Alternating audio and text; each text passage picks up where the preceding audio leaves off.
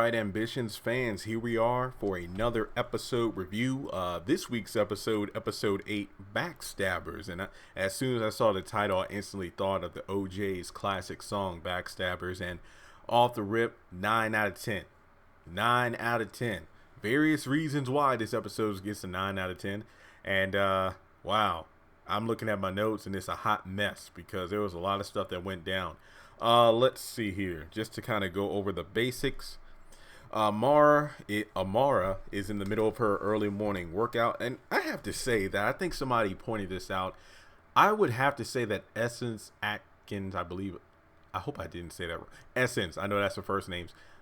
I think she's probably the best actor on the show. I mean, that's not to say anything against anyone else, but in terms of how they portray their character, I would possibly say she's the best. I know we're only 8 episodes in, but you know, I might do like a season 1 overview. But yeah, I think she gives the best performance. Basically, she knows about Titus going out last night. He was out looking for Damien, and we'll find out later in the episode more evidence against him. But basically, you know, he goes back, hey, remember in Birmingham, like if I'm overthinking about a case, I'll go out for a night drive. And Amara knows that, you know, he's lying because usually he'll wake her up just to let her know that, hey, you know what, I'm going out for a drive, but he didn't come home until 4:30 in the morning. And man, I know women, especially black women, are very suspicious, but the fact that you are married to someone working for the federal government, and she even said it's hard for me to cut off, you know, work mode and not be suspicious. I don't know how he expects to hide anything from her, not even like a surprise birthday party. But basically, we move to the next scene, Greg and Stephanie. And I love this scene. And I think I made a post on Instagram about this. But I believe Gino is the first name of the actor that portrays Greg. If you are a fan or somewhat of a nerd like I am, I don't even think it's qualified as nerd. Because in this day and age, if you aren't up to date on superhero stuff and whatnot, you're really not in the status quo. You are the normie, if you will. But the Flash and Legends of Tomorrow on the CW, Wentworth Miller, who portrayed Leonard Snark, Captain Cold, the way Greg delivers his lines, his snarky attitude reminds me of Captain Cold. That's what I like about him. His cousin Natasha shows up pretty much threatening to, you know, take his life within a week if he doesn't have English Rose development taken care of. And they're barely cousins, but you know, she kind of kissed him, so they probably did some stuff in the past. So yeah, so I mean, in this particular scene, despite Greg's exterior, if you will, he's not the powerhouse that we're made to believe him to be. I mean, his father seems to be ahead of an even more ruthless operation.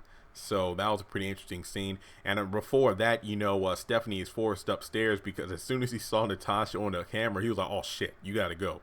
And then we quickly go up to Damien and Amara, pretty much talking about the teamwork aspect. And Damien suggests that Stephanie might be in cahoots with Evan and keep an eye on her. And then we get back to the action between Greg and Stephanie, and she's highly upset about being put in danger and pretty much closes off the chocolate factory. So no trips to the candy shop for Greg anytime soon. Then we go over to Thelma's place. It's Titus and Amara having lunch, acting cute. Rondell comes over. They talk for a bit, pretty much talking about the petition. Amara suggests that Titus could be able to help out with that because back in the day, he was good when it came to rallying a group within the neighborhood. And he says, hey, if you need any legal assistance, I'll be happy to volunteer. Then Councilman Hamilton comes over, Kent. And Amara and Kent have a little bit of a standoffish kind of moment. Titus gets up to leave. Apparently, Rondell makes one hell of a pecan pie. I'm very picky. I don't like pecan pie, but dang it. Look, Will Packer, Jamie Giddens, y'all can't be doing this to me. Every freaking episode, you have a delicious spread at Thelma's place.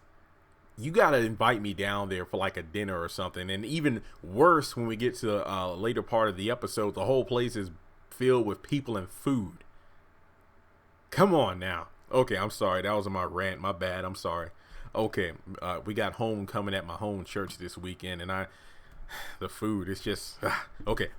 Back to the episode review. let's see. Sorry. Sorry about that. Basically, Amara pretty much suspects that Kent might be involved with the mayor's sister just to get closer to Evan, which is interesting because Amara gets a whiff of this conversation. Amara leaves, and Rondell's kind of like, man, shade detection is in my DNA. She has some of the best one-liners in this show. All right, so basically we go over to Bella and her mom talking about their love lives, pretty much the whole situation about Bella being self-destructive when it comes to her love life, but at the same time, Bella's mom not really looking to have any kind of love in her life aside from her grandchild. So that was a nice little moment there. And let's see, we get to Stephanie's mom, Irene, pretty much talking about, hey, there's a birthday party tonight. Are you going? It's like, oh, snap. And then she asked her mom about Greg Peters and his family. Pretty much Greg's father makes Greg look nice in comparison. And I believe it was Stephanie's father who got involved with Greg's father in terms of business until the operations went over to Greg. And Stephanie suspects that, hey, something ain't clean in the chitlins when it comes to his family. And in order to protect Rondell, because for what it's worth, I don't think she wants Rondell dead, just out of the way, so to speak. And after that little show that she saw at Greg's house, she pretty much knows that if Rondell doesn't surrender, then things will get worse for her. And that actually makes a lot of sense. I mean, if Greg's family isn't afraid of getting rid of Greg, then Rondell is just a non-factor. So that's a very good point there. But even more important is when Greg automatically deduces that she's been sleeping around with Greg. Well, yeah, excuse me. When Stephanie's mother instantly suspects that Stephanie's been sleeping around with Greg. And it's like, if you want to play with fire, make sure you're the one controlling the flame, because it's no fun to get burned. Trust me, I know. That either means one of two things. Number one, Stephanie's mom used to do exactly what Stephanie does now, sleep around with people to get what she wants. And when she says burned, does that mean STD or the fact that she got caught in the mix of a wrong family? I'm just saying, burn can mean many things. Just ask Usher. Anywho, the one element about this episode that I liked was the fact that when you think about it, this is one of the first times that we really saw Stephanie and Greg respectively spooked by their family. Stephanie because her mom left her speechless, and then Greg when his cousin pretty much, left him speechless. So that was a nice little dynamic there. It's like there's nothing worse than being screwed over by your family. And Greg and Stephanie's family prove it. Let's see here. We go to the chief of textiles, Iglesias. I'm sorry if I pronounced these wrong. Look, these these ethnic names are hard for me to pronounce. I'm sorry. But either way, the son of, let me get the name. It's on episode 7's paper. Valentina's son comes over to see Bella, pretty much says about, hey, yes, the mayor told us about you. We did some digging into Bella True, and instead of making you a full partner, we're impressed with what you do via social media to get traffic to come to your store, but we want to do a 6-week provisional agreement, and then after that, we'll take it to the next level. And yeah, Bella was a bit pissed by that, and she'll take it up with Evan later in the episode, but I get it. We live in a day and age where you can be an overnight sensation, fashion, comedy, videos, whatever the situation is. So when you have a well-established, I think we got some info. The way Evan put it in episode 7, Valentina's fashion design is a very exclusive business, and it actually makes sense that before incorporating someone who made their success via social media, let's see how you work in the brick and mortar format. I believe that was his words, and it makes sense. Kind of like comedians is like, oh, you're good when it comes to like 6 or 7 second vines, but when it comes to being a comedian, how will you do 15 minutes on the stage? It's kind of like, we got to see what you have in another kind of environment, and if you excel there, we can take things to the next level. I think that's actually pretty fair, but hey, it is what it is. So from there, let's see here.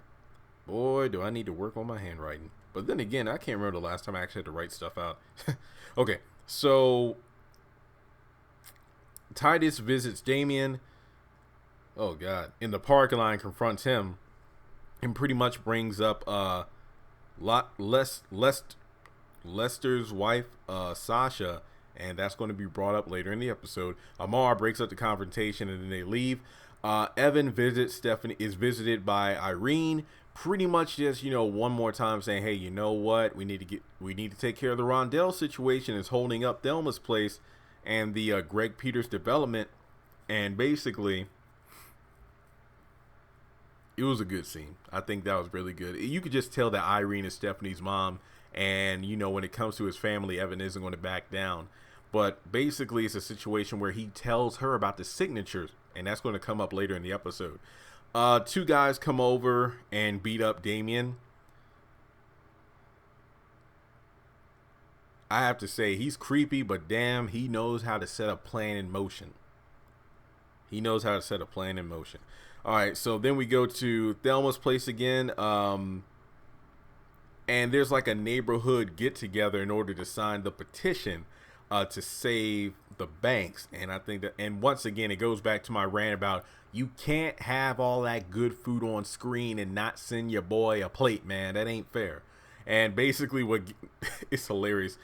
Desiree shows up, someone who Kent used to go out with. Rondell gets jealous and she splits. And I think the funniest part is Senior's reaction when he's watching the events unfold when he's playing cards at the table.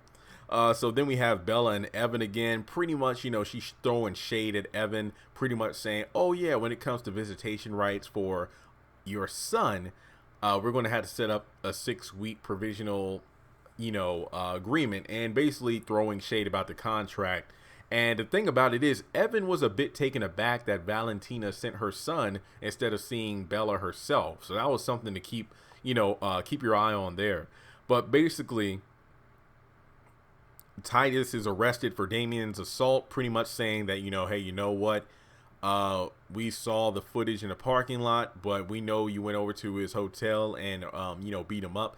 Pretty much, he was a suspect in that, but then he gets out the next morning, and one of the best lines here, even good men can be driven to do bad, or did he say terrible things?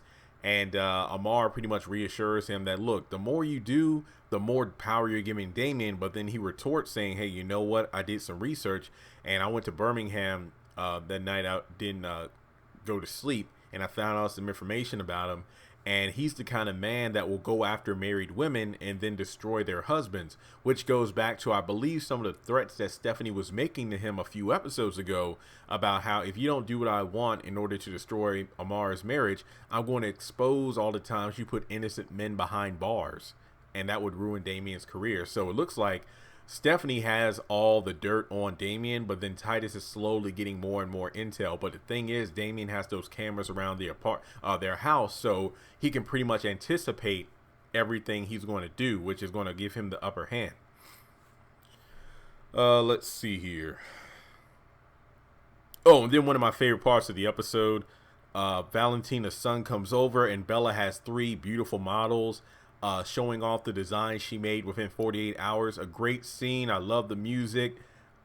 This is what really sets the episode apart. I just love the interaction between these two, maybe hinting at Valentina's son and Bella getting together. And I wonder how Evan's going to take that, because it goes back to what I said before, when Evan was a bit confused that Valentina sent her son over there. So it's almost like a hell of his own making, if he gets jealous, that is. But I do believe something that did catch my attention is when Evan was like, hey, despite everything, I always believed in you. So that was a nice moment there. And let's see. So Stephanie's sitting on the couch, and her mom comes over, pretty much telling her, I have an idea how to sabotage Rondell's signatures. Check out this website. And Robin given Stephanie looked adorable when she was wearing glasses. I don't know why. I just thought she looked very cute wearing the glasses. I don't know. That was just a little thing for me. Let's see. So we go over to Thelma's place. Kent comes over to see Rondell, who's still freaking out about Desiree. And I believe earlier in the episode, Bella's mom, Senior, and Rondell were talking about the situation. And then Bella's mom was quick to call out Rondell as like, look, you have a good man and you're going to ruin it. So in this situation, they're a bit standoffish with each other, but then Kent's like, you're the only woman I want. Then they go upstairs. He pretty much explains that Desiree was someone who used to come over to the community center with her son. They went on a couple dates. They really didn't have a lot in common. He tried to let her down easy, but she kept blowing up his phone with text messages. So once again, you're the only woman that I want. They go upstairs. They play brown skin. the music. That's the song that was playing. I have not heard that song for over a decade, and my gosh, this show knows how to pick the right music. So well done. They have sex, and I say well done because of the song, not because they had sex. And then we have Greg, working out. Stephanie comes over, not to give him any more chocolate, but just to say, hey, you know what? We have everything secure when it comes to Rondell and her area within the banks. No need about your family coming over again for threats. Everything is good to go. And that's the end of that. And I love how they did a close-up on her red bottom heels. And then Greg is pretty much assured that she'll come back for more. So then we go back to Bella, who has a cake outside of her door.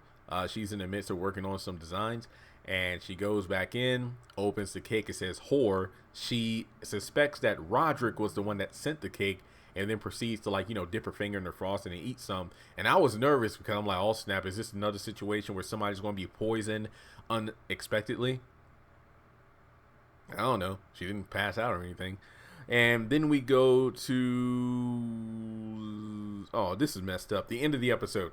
So the next morning, Rondell wakes up, checks the petition, because I think earlier in the episode she said she's been checking the petition, like the website, every 5 minutes, and they got over 5,100 signatures, which is more than enough to save the banks. But then when Kent wakes up, there's a notification. Apparently Stephanie had Chase working behind the scenes, sabotaging the petition. A girl from the banks is no match for a bitch from Buckhead. Basically, I believe the situation was over 60% of the signatures were from individuals who didn't even live in the district that the petition was supposed to save. So it looks like Rondell is down and out, which is very sad, but man, can't help but feel bad for her. But we'll just have to wait and see. In the next episode, it looks like she's going to throw a tantrum at Stephanie, and I wonder how they're going to make it out of this to be real. But overall, I think this is a pretty solid episode. Wait a minute. I don't think Lori was in this episode. Huh, I knew something was missing. Yeah, but overall, still a 9 out of 10. The fashion show moment between Valentina's son and Bella, I love that. I love the vibe of that. Yeah, Roderick wasn't in the episode, but if he was the one that sent the cake, then, hey, that was a sign of that. I mean, on the haves and the have-nots, Derek was only in like the first episode of season 6, and all throughout it, he left flowers at Hannah's door, was knocking at the door, and then over the phone with Catherine. But looking over the information here, let's see. I think I covered everything there is to cover. Man, Damien, I just want to know how deep this confrontation between him and Titus is going to go. But this moment was full of jaw-dropping moments, just to see Greg's family, stump him, and then Stephanie's mom stump her, and then Titus bringing up Damien's past, which made him shut up. So we're just going to have to see how far this is going to go. But guys, great episode from start to finish. I loved it. And I will once again say, if you have not started to watch Ambitions, what are you waiting for? Do it. I say this almost every Ambitions video I do. I know it hurts. No have and have nots for several more months, but Ambitions is something. And I wish I would have watched them both each week they came on, because these 2 episodes got my attention, and it looks like things are only heating up. But let me know your thoughts in the comment section below. Make sure you subscribe to the channel if you haven't done so already. And as always, I'll talk to you in the next video. Congratulations on making it to the end of this video. If you like what you just saw, make sure to hit the thumbs up button. Or if you have anything you would like to add to the video, make sure to leave your thoughts in the comment section below. If you want to keep up with me on social media, go to the description box. All of my links for social media are right there. Also, if you feel like you would like to donate to the channel, make sure to click on the link to PayPal. Any amount helps. $1, $5, $20. As a full-time YouTuber, any support from my fans really does mean a lot to me. Finally, make sure to hit the subscribe button as well as the bell notification icon. That way you're kept up to date on any new content I post to the channel. Once again, thank you so much for tuning in, and I'll talk to you in the next video.